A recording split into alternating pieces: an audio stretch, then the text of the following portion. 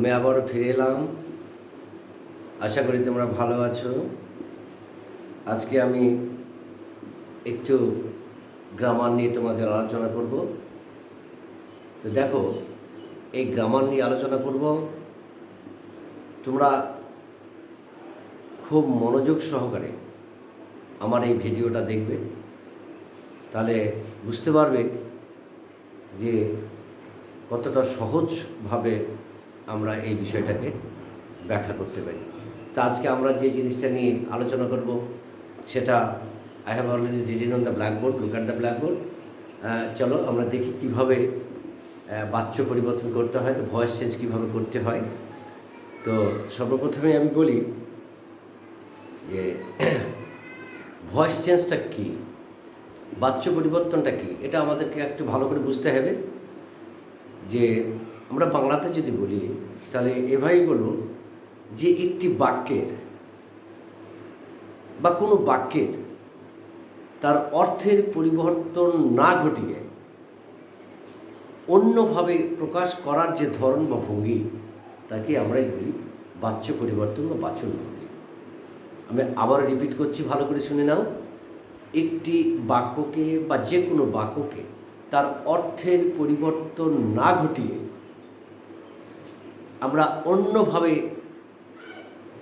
যদি পরিবর্তন করা হয়, অন্যভাবে পরিবর্তন করার যে ভঙ্গি বা ধরন, তাকে আমরা বলি বাচ্য পরিবর্তন বা বাচন ভঙ্গি। তাহলে ক্লিয়ার হলো? তো এই বাচ্য পরিবর্তন দু প্রকার। বাচ্য পরিবর্তনকে আমরা দুভাগে ভাগ করেছি। একটা হচ্ছে অ্যাক্টিভ ভয়েস, আর আরেকটা হচ্ছে কি বলতো, প্যাসিভ ভয়েস। এটা হচ্ছে কর্তৃবাচ্য, এটা হচ্ছে কর্তৃবাচ্য, আর এটা হচ্ছে কর্মবাচ্য। কর্মবাচ্য এটা ভালো করে লক্ষ্য করো, কর্তৃবাচ্য আর হচ্ছে কর্মবাচ্য।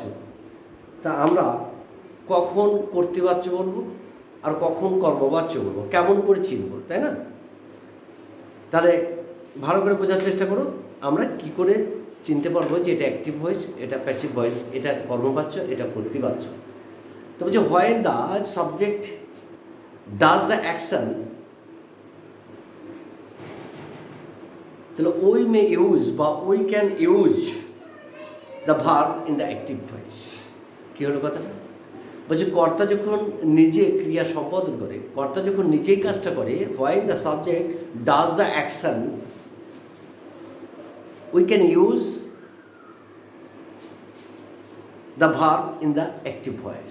বলছে কর্তা যখন নিজে ক্রিয়া সম্পাদন করে তখন তাকে আমরা অ্যাক্টিভ ভয়েস বলি বা ভাব করি। যেমন দেখো এখানে বলছে I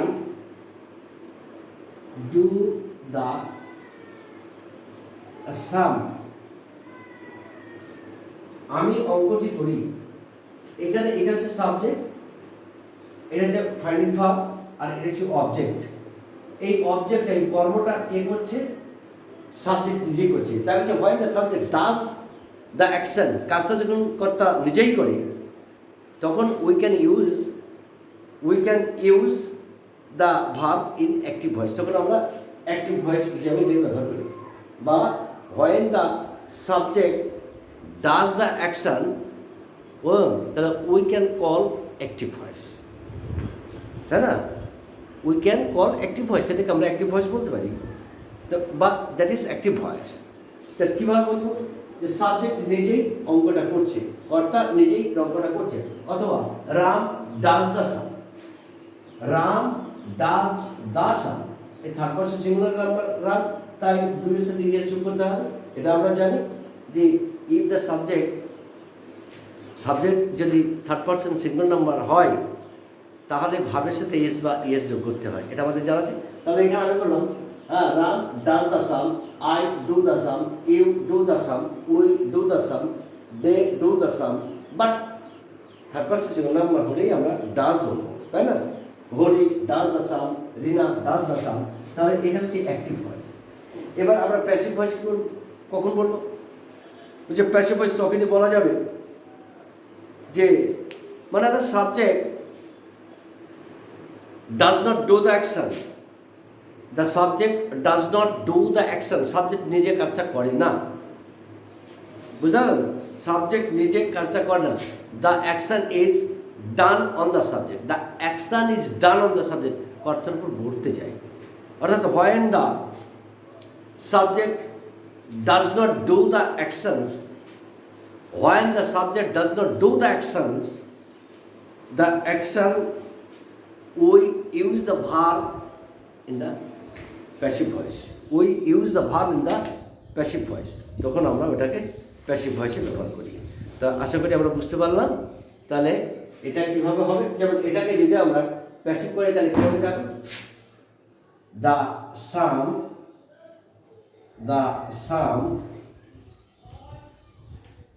is done by me, the sum is done by me. এবার কথাটা হচ্ছে যে আমরা তাহলে কী দাঁড়ালো বলো তো? যে ভয়েসকে আমরা দুভাগে ভাগ করলাম। Voice can be divided into two classes, number 1 active voice, number 2 passive voice. Active voice কাকে বলে? না অ্যাক্টিভ ভয়েস বলতে আমরা কী বুঝি? না when the subject does the action we can use the verb of active voice, তখন আমরা active ভয়েসটা ব্যবহার করতে পারি, তখন আমরা তাকে অ্যাক্টিভ ভয়েস বলতে পারি। Are the when the subject does not when the subject does not do the action, তখন we can use the verb passive voice, তখন আমরা সেটাকে প্যাসিভ ভয়েসে ব্যবহার করতে পারি, তাই না? তা এবার ঘটনা হচ্ছে যে অ্যাক্টিভ থেকে প্যাসিভ করতে গেলে কতগুলো নিয়ম আছে, সেই নিয়মগুলি আমাদেরকে অবশ্যই জানতে হবে। সেই নিয়মগুলো যতক্ষণ তোমরা না জানতে পারবে ততক্ষণ পর্যন্ত অ্যাক্টিভ থেকে প্যাসিভ ভয়েস করতে পারবে না। তো চলো আমরা এবার নিয়মটা, সাম rules for from active voice to passive voice. তো আমি লিখছি, দেখো, I am writing some rules on the blackboard from active voice to passive voice. Look at the blackboard. খুব সহজভাবে আমরা অ্যাক্টিভ থেকে প্যাসিভ ভয়েসটা করবো। তোমাদের বুঝতে কিছু অসুবিধা হওয়ার কথা নয়। রুলস একটু অবশ্যই তোমরা লিখে নেবে, তাহলে কিন্তু হবে না, সম্ভব না। দেখো, প্রথম হচ্ছে অ্যাক্টিভ ভয়েস এর সাবজেক্ট, অ্যাক্টিভ ভয়েসের সাবজেক্ট কি লিখতে হবে? প্যাসিভ ভয়েস এর অবজেক্ট হবে। এটা 1 নম্বর। অ্যাক্টিভ ভয়েসের সাবজেক্ট, প্যাসিভ ভয়েসের অবজেক্ট হবে। নাম্বার 2 কি না, অ্যাক্টিভ ভয়েসের অবজেক্ট 2 নম্বর অ্যাক্টিভ, এভি মানে অ্যাক্টিভ ভয়েস। এবার সংখ্যাটা আমরা লিখবো এভি, অ্যাক্টিভ ভয়েস এর, অ্যাক্টিভ ভয়েসের অবজেক্ট পিভি মানে প্যাসিভ ভয়েস এর সাবজেক্ট হবে। নিশ্চিত তোমরা বুঝতে পারছো, অ্যাক্টিভ ভয়েসের সাবজেক্ট প্যাসিভ ভয়েসের অবজেক্ট হবে, আর অ্যাক্টিভ ভয়েসের অবজেক্ট প্যাসিভ ভয়েসের সাবজেক্ট হবে। এবার দেখো নাম্বার 3 অক্সিলিয়ারি ভার্ব, সাহায্যকারী ভার্ব। অক্সিলিয়ারি ভার্ব অবশ্যই সাবজেক্ট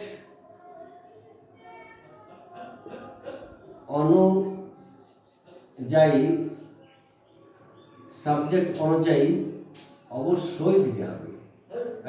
সাবজেক্ট অনুযায়ী দিতে হবে।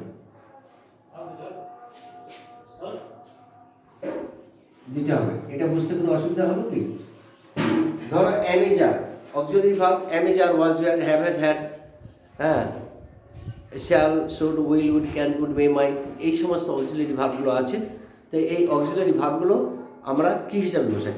সাবজেক্ট অনুযায়ী বসাই। যদি সাবজেক্ট আই হয় তাহলে শ্যাল হবে, উই হয় তাহলে শ্যাল হবে, ই হলে উইল হবে, বাকি সবার ক্ষেত্রে উইল হবে, তাই না? তো এইরকম ব্যাপার। তো তাই বলছি সাবজেক্ট অনুযায়ী দিতে হবে। নাম্বার 4, মূল ভার্ব অর্থাৎ প্রিন্সিপাল ভার্ব বা ফাইনাইট ভার্ব। মূল ভার্বটি সব সময় পিপি ভার্ব মানে পাস্ট পার্টিসিপেল ভার্ব, সব সময় পাস্ট পার্টিসিপল ভার্ব হবে। এটা সবসময় মাথায় রাখতে হবে যে আমরা কনজুগেট ভার্বগুলোকে কনজুগেট ভার্বগুলো 3 রকমের আছে। যেমন ধর conjugate verb do, did, done, go, went, গান, ব্রেক, ব্রোক, ব্রোকেন, ফাইট, ফট, ফট, হ্যাঁ, এইভাবে ব্রিং, ব্রড, ব্রড। তাহলে এইগুলো হচ্ছে কনজুগেট ভার্ব, তার 3টা ফর্ম আছে। তাই বলছে সে কোনটা হবে? লাস্টেরটা হবে। যেমন প্রেজেন্ট, পাস্ট পার্টিসিপল লাস্টেরটা ডু, ডিড, ডান, ওই ডানটা হবে। সবসময় প্যাসিভ ভয়েস করতে গেলে পিপি ফর্ম হবে, এটা সবসময় মাথায় রাখতে হবে। তারপরে বলছে 5 নম্বর, বাই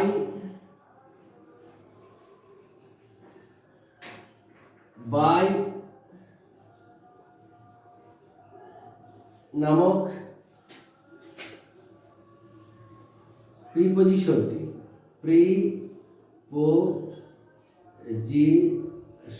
এই বাইটা হচ্ছে একটা প্রিপোজিশনটি পিভি প্যাসিভ ভয়েস এর অবজেক্টের আগে দিতে হবে। অবজেক্টের আগে দিতে হবে। আর 6 বলছে টেন্স, TENS, টেন্স ও মোড